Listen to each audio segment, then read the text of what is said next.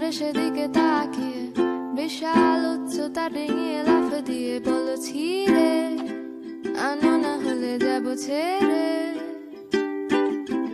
কোন সাদা ছাড়া দরজার হাতল চেপে খট করে মুচড়ে দিয়ে আমাকে দেখে বলে যাবে নাকি নিয়ে যাব তাকে সাথে।